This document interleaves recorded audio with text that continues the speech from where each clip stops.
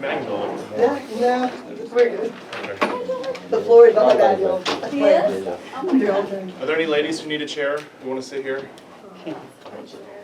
Go ahead, we can sit on the floor too. Anyone can sit on the floor. I'll just move on to the floor myself. Alright, I'll take a chair then. Yeah, take a chair. All right, you ready? Is this yours? Yeah. Well, welcome everybody to this special edition of Coffee and Difficult Conversation. We're really excited to have you here. My name is Rachel McNeil. I'm the coordinator for the Interfaith Center. This is Tara Trueblood. She is the director. Just a few things before we get started and to give you a rundown of the program. I'm going to do a few announcements. We're going to have a quick check-in. We're going to do safe space guidelines, and eventually I'll be turning it over to Charles, who will be facilitating. A note real quick, this event is being recorded, so I just wanted to give everyone a heads up in case anyone's uncomfortable with that, and we'll also be taking pictures. Are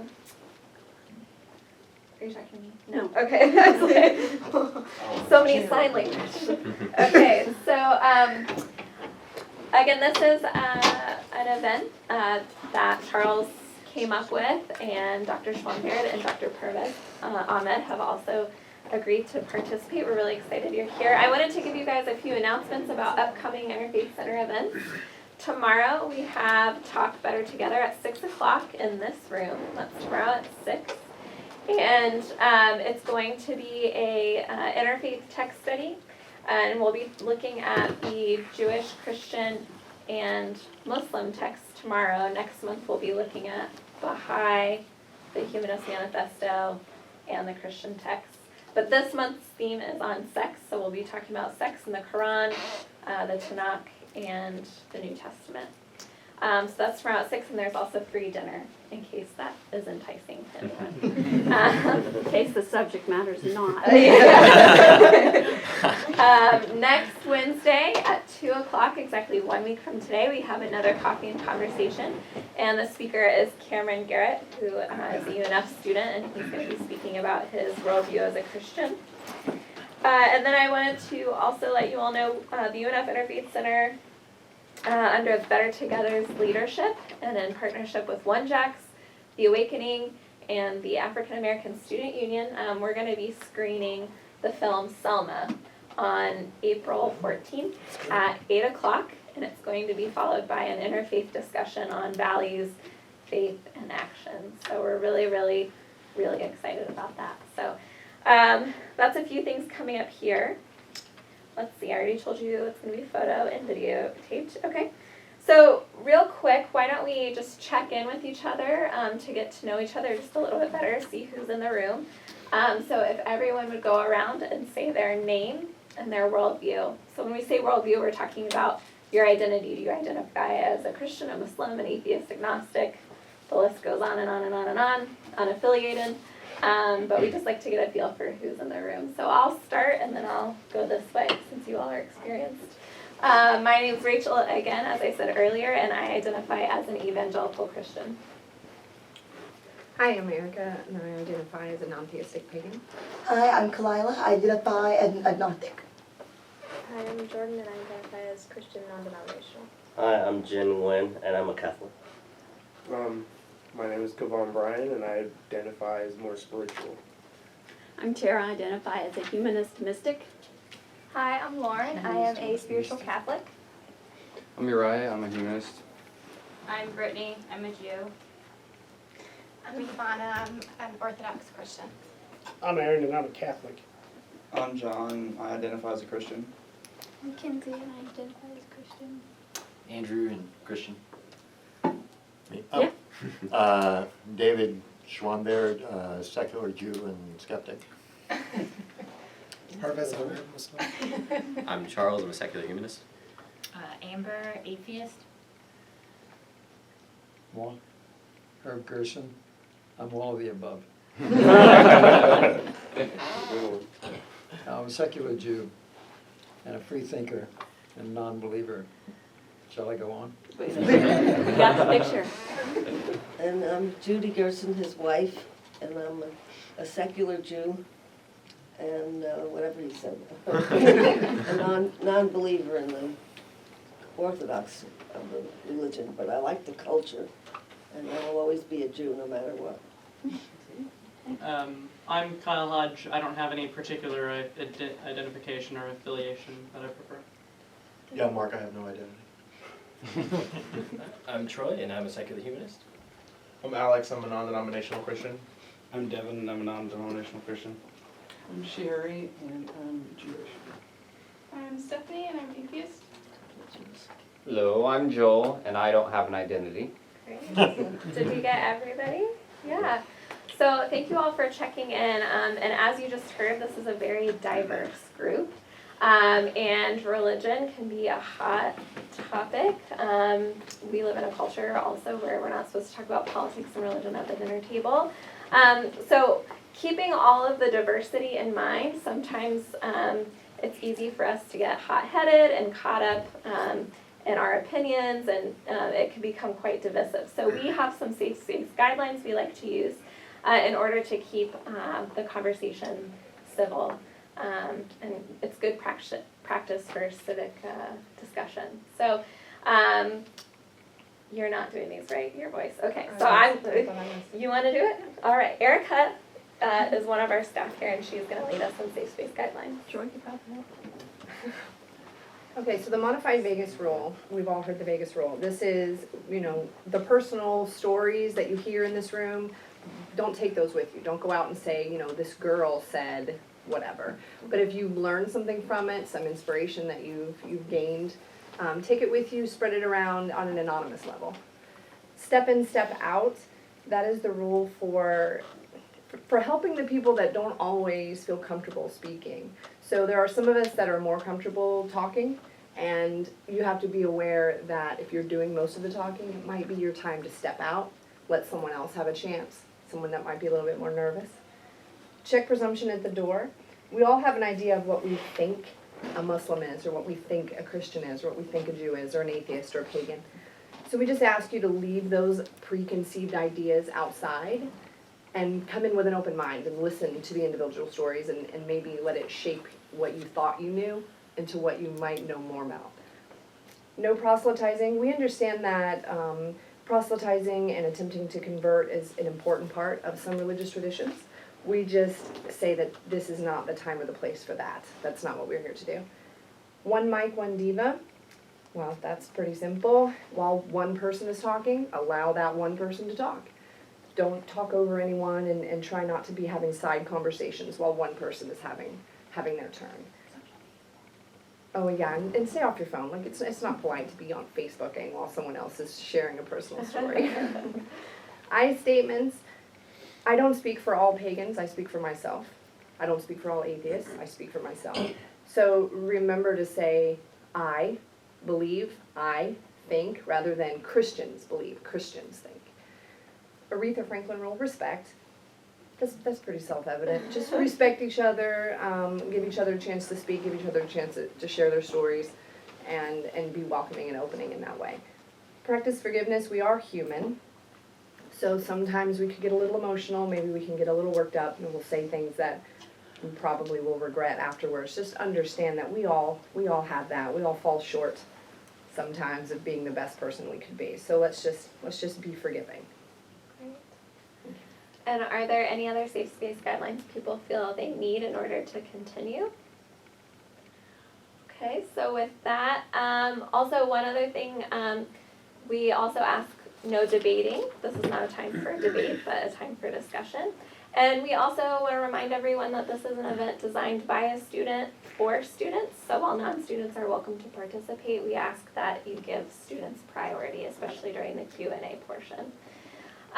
So if everyone can agree to these safe space guidelines, please say aye.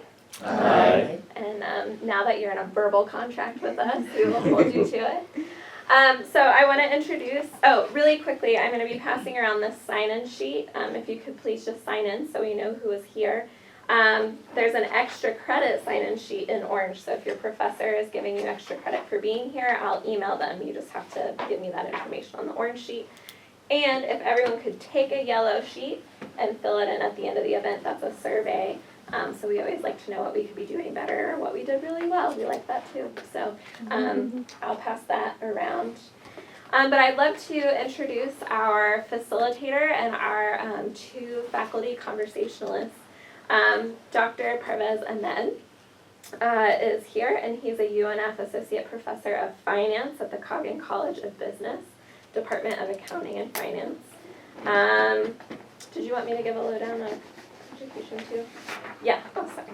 So he got his PhD at the University of Texas in finance, his MBA from Temple University, and his BS in mechanical engineering from Aligarh. Yeah, awesome. Muslim University in India. And then this is Dr. Schwam-Baird. And he is also a UNF Associate Professor at the Department of Political Science and Public Administration. Got his PhD in Political Science at Tulane University, his Master's in Public Administration at the University of New Orleans, and his BA in Philosophy at the University of New Orleans, and also spent a year abroad at Hebrew University in Jerusalem. And then this is Charles, our student facilitator. He's also the visionary behind this program. Charles is a UNF freshman majoring in biology and minoring in philosophy. He's also part of the UNF Honors Program and is part of the National Better Together movement as one of the student leaders here. So with that, I'm going to turn it over to Charles. All right. So before we begin, I'm going to give a quick rundown on what inspired this event and how this event's going to go. You may have already heard that there's going to be a Q&A portion.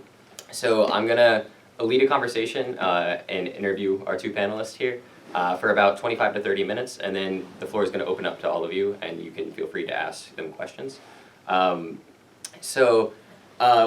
What really inspired me to take part in this event was the Charlie Hebdo shootings. I feel like immediately after that incident, I felt really emotionally disconnected from the interfaith movement, which has been a place where I've really been, like they've mentioned, I'm a freshman, but basically since day 1, I've been in this room, and I just haven't left. But that was the one time that I really felt like I struggled with my identity as an atheist, a secular humanist, trying to work in interfaith and seeing that there was sort of dialogue that was taking place between people that was defaming both sides of the issue. And so I really just felt kind of disconnected, and I wanted to put on an event that inspired dialogue between 2 communities and was potentially healing. So that's kind of where this is going to come from, but it is going to be difficult. We're going to talk about things that are divisive and that can really open up wounds for people. So with that said, I'm going to do a rundown kind of on the political and world news issues that have inspired this. So on January 7th, that was the Charlie Hebdo shootings. 11 were killed in the building. It was accompanied by cyber attacks and an attack on a Jewish-owned Whole Foods store, which subsequently inspired riots in Niger, where 45 churches were torched and 10 more were killed. You may have seen that we hosted a vigil on campus for this, but the UNC Chapel Hill shootings, where 3 Muslim students were gunned down by an anti-theist. In Copenhagen on February 14th, 2015, 2 victims were killed in an attack meant to kill Lars Vilks, who is a Danish cartoonist who depicted the Prophet Muhammad as a dog, and has been in the news since then. A study recently came out that said that Muslim and atheist individuals are among the least trusted groups in the United States. 1/2 of individuals in the United States would be opposed to their child marrying an atheist. An Egyptian student was arrested for changing his Facebook religion to atheism. I think that was last week. And public executions continue to be common in Saudi Arabia and Mecca for things like apostasy and blasphemy. So my first question for our panelists is actually going to be, can you please describe what blasphemy is in Islam and why it's important? Blasphemy is a kind of thing that is part of every religious group. When you deny or challenge the basic tenets of the faith, religious orders, organized religion will classify that as blasphemy. What is interesting is that there is no prescription in the Quran or a punishment prescribed in the Quran for blasphemy. Or insulting religion or insulting holy figures. There is no prescription described in the Quran. So I don't have great memory, so I had to write these verses down. So pardon me, I'll read them out so that you get a context. of what the Quran actually states about things that would be considered blasphemy. So blasphemy is any time you insult a holy figure, a religious belief, or a deity that is part of an organized religion. So the Quran states, this is in chapter 33, verses 57 through 58, "Indeed, those who abuse God and His messenger, God has cursed them in this world and the hereafter, and prepared for them a humiliating punishment. And those who harm believing men and believing women for something other than what they have earned, have certainly borne upon themselves a slander and a manifest sin." So the verse is quite graphic and it's damning, but this act of sin and its punishment is reserved only for God. There is no human element described in this verse that says because somebody blasphemed, a human being has the right to take their life or inflict any punishment upon them. So there cannot be, from a strictly Quranic perspective, there cannot be any legislation, a human legislation, against blasphemy. But nonetheless, we see when we analyze, the influx of news stories coming from the Middle East on a consistent basis that this is happening. Humans are taking it upon themselves to punish other human beings for what they would believe. So why do you think it's important to secular identities to be able to satirize religion? Why is that a necessary mechanism for that belief system? Well, blasphemy laws, by the way, are not exclusive to Muslim societies. Yeah, of course. Blasphemy laws exist in probably 1/3 of Latin American countries, and almost 20% of European countries still have blasphemy laws on the books. And actually, coincidentally, 2 American states, Michigan and I think Massachusetts, have blasphemy laws on the book, although the US Constitution would override those laws. But nonetheless, blasphemy laws have been around. In many Muslim countries where blasphemy laws have been applied, particularly when we see this in the context of Pakistan nowadays more so than others, it has often been used as a political tool to oppress against minorities. So these are, deep-seated socio-political type conflicts that are endemic to a certain society, and blasphemy laws or laws such as these become an oppressive tool to continue or perpetuate further oppression. And Saudi Arabia is, of course, an egregious example of where people can be put to death for considerations of blasphemy. So undoubtedly, there are some Muslim majority states where blasphemy is punishable, and they do carry out those punishments. But there are also many states where it is not.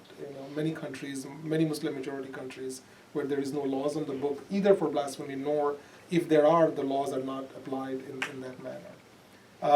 So we need to put this into context, and part of the challenge is we often try to lump 1.6 billion people who are practicing Islam in one category.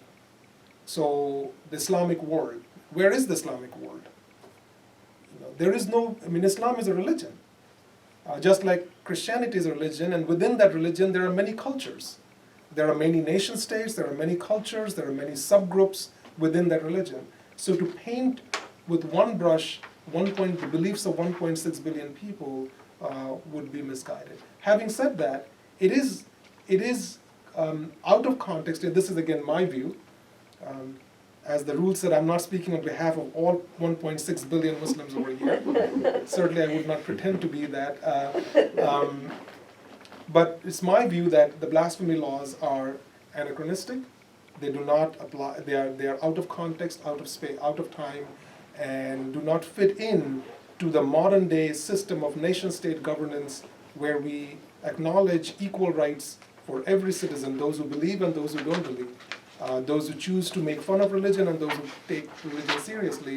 We have to affirm all of their rights as equal citizens in a country, so blasphemy laws are completely out of context in this situation. Well, can I add? Yeah, that's fine. Yeah. This is just a thought I had. I'm not Muslim. I'm not an expert on the Quran. I have read bits and pieces of the Quran.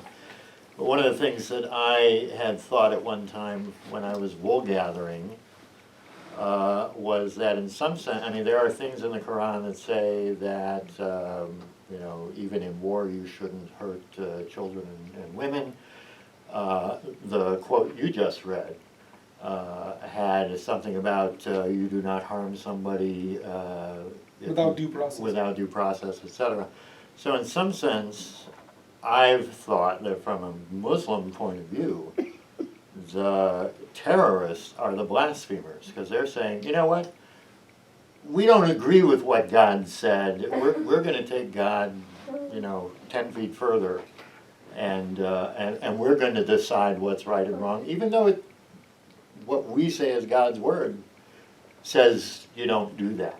But we're going to set a bomb off, and there will be children and women killed as well in that mosque or in that place, or we're going to take the law into our own hands. So from some point of view, at least, a Muslim can say that those are the blasphemers, the ones who are claiming to fight against blasphemy. So that's just an idea I had. And that, of course, goes over to, say, the church putting Giordano Bruno to death, etc., as a blasphemer. Well, it turns out he was put to death because he said, maybe there are other worlds and other planets and other solar systems. And the church said, you're not allowed to say that. Turns out he was right. And many Muslim scholars have actually made the point that David just made, and that's why if you go to Google and search the term Muslims condemn terrorism, you will find pages and pages and websites after websites come up where Muslim scholars have condemned what the terrorists do, including Charlie Hebdo and others. Although Muslims would not agree with the way Charlie Hebdo depicted a holy figure that is so revered and so beloved in the Muslim tradition, they certainly find the reaction to that to be appalling, and certainly not within the mainstream teachings of the text. So you're absolutely right. So this idea that the terrorists are using the label of Islam to perpetuate what they're doing it for a reason. They're doing it to legitimize what under almost all worldview would be considered an illegitimate activity. And one of the ways they're trying to legitimize their actions is by taking sacred texts, often reading them, completely misreading them, or even if they're reading them correctly, they're certainly putting it out of context, not within the framework that is applied. And this is the danger of reading sacred texts anyway. You cannot take isolated verse and try to make a ruling out of that verse. That verse has to be put in its historical context, has to be looked at whether that's a legislative type verse or a general idea that is being taught as a restraint for a certain behavior, or an encouragement for a certain behavior, or is it something that has to be legislated? Those kind of nuances and those kind of debates are rich in almost all religious traditions, and to take things on their own hand and try to kill somebody is beyond the pale of Islam. Well, then I have a question regarding this. We mentioned the fact that people who misuse these verses are almost blasphemers in a certain sense of their own. But when we look at secular communities who are trying to voice a criticism of a religious community, is it inappropriate or appropriate for them to utilize the images of prophets? I mean, it's something that they don't believe in. It may be insensitive, but is it an effective means for instituting change? So let me read a short text for you, and I want you to listen to this carefully, and I'm going to ask you a couple of questions after that. He was of a medium stature. He was neither very tall nor very short. He was very handsome, of medium build, and his hair was neither very curly nor very straight, but was slightly wavy. He had a wheat-colored complexion. When he walked, he leaned forward slightly. End quote. When you hear something like this, do you paint a mental image of the person that's being described? Yeah. All of us would do, right? And at any time we read description. Now, if I take the mental image and I draw it on a piece of paper, the question is, what's wrong with that? So the quote that I described is the description of Prophet Muhammad from sacred traditions. That is how Prophet Muhammad has been described in what are called the Hadith traditions, which are the recordings of Prophet Muhammad and his companions and his family. So the idea of having an image of Prophet Muhammad is not a problem per se, because there is virtually nothing in the Quran that says you cannot have an image of Prophet Muhammad or any other holy figure. So, by the way, how many of you know that images of Prophet Muhammad actually do exist? And these images and these paintings were drawn by Muslims, and they were published in Muslim texts all across the world, mostly in what are called Persian miniature paintings. So if you go to Wikipedia, which is, I guess, our main source of reference, Wikipedia or Not supposed to say that. There are better sources. And type in Persian miniature paintings and Muhammad as keywords, you will find them. And I pulled something out. So I'm going to circulate these two pictures on two sides. You can look at them. These are pictures from Muslim texts, from Muslim books, artistic depictions of Prophet Muhammad. So that's the one that's going on this side is from a picture that is actually in the Metropolitan Museum in New York. It is from a book called the Majma' al-Tawarikh, which means the compendium of histories, and it's about 15th century. It's a Persian miniature painting. And it shows Prophet Muhammad on the top of a camel with his companions following him on foot and so on. The other painting that is going on this side of the room, it shows Prophet Muhammad along with Abraham, Moses, and Jesus. And it shows Prophet Muhammad leading all of the major prophets in a prayer. And you see in that picture, there is fire behind all of the holy figures.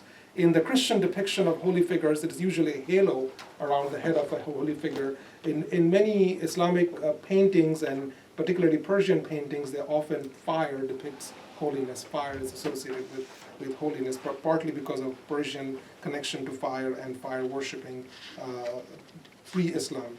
So drawing of a picture of Muhammad, and these pictures have existed for centuries, and nobody has targeted the museums where they are displayed or targeted the people who drew them.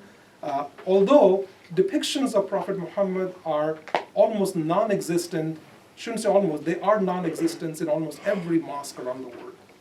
So there is no depiction of neither Muhammad nor any holy figure, nor any figure inside Islamic worship prayer sanctuaries. For a reason, Islam is against idol worshipping, and it came and it refuted some of the ways, and even monotheistic traditions had co-opted depicting pictures and depicting idols of holy figures. So it stood up against that kind of a tradition, and so it is very akin to the Jewish sacred spaces, where you would not see pictures and idols in that kind of sanctuary. So that's part of the tradition. So drawing pictures per se, I do not see any problem with it, although it is certainly not encouraged, and it is certainly not part of any kind of sacred service of Islam.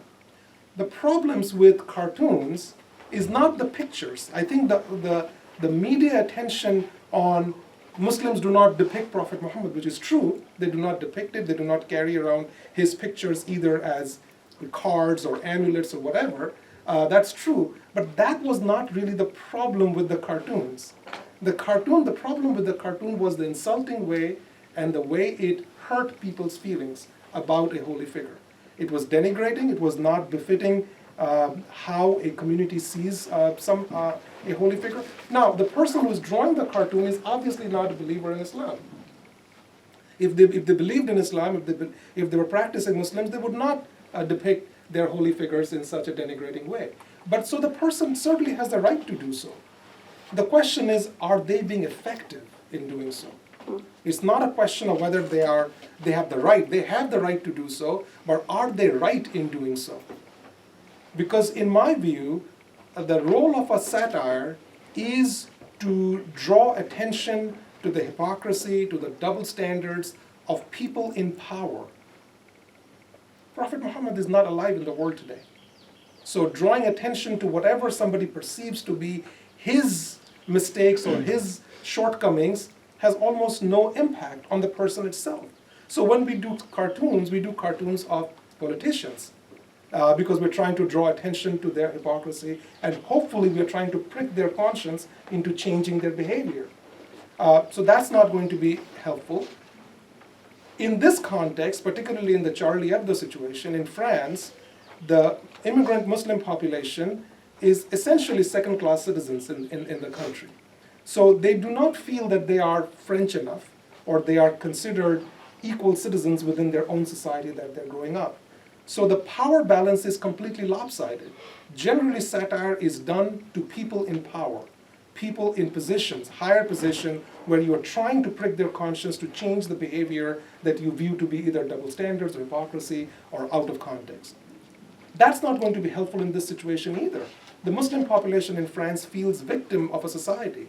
Now poking fingers into their eyes would make them react in very offensive ways. And not to condone or even come close to saying that what was done to the cartoonists were right. Of course, it was wrong, completely condemnable. But you have to understand that why such kind of things may provoke an irrational reaction in this kind of situation. A couple of points. First, to agree, and then to go in a different direction. But even in the Christian tradition, there have been groups who have actually violently destroyed depictions of Christian saints and Christian holy figures. The word iconoclast means those who break the idols. The iconoclasts, from which the word came, were Eastern Orthodox Christians who had a very austere view of Christianity, and they would go into the churches and smash the icons that are a very important part of Eastern Orthodox Christian worship. So we even have that extreme view in the European Christian tradition, and we have the word iconoclast that comes from that. In terms of expression, there are obviously things that are going to be offensive to people. Part of the purpose of satire is to take figures of power down a peg or two. All figures of power are human beings. Sometimes the attempts to do that are violent. The original philosophy of the violent anarchists who would assassinate presidents or business leaders or whatever wasn't so much that, oh, this is part of the revolution, we'll shoot them and then everybody will rise up. It's we're showing the people that these are only people and they're as vulnerable as we are. And again, it's not something that I would advocate, but using non-violent means to provoke, to annoy, to insult, certainly anybody can be insulted. And if we're going to sort of bring it to the personal, I have been in situations where I have, been the only non-Christian in the room, hearing Christians talk about, in a society which is 75% Christian, how Christians are discriminated against. And I'm like, what? Really? And, you can see, yes, there's satire against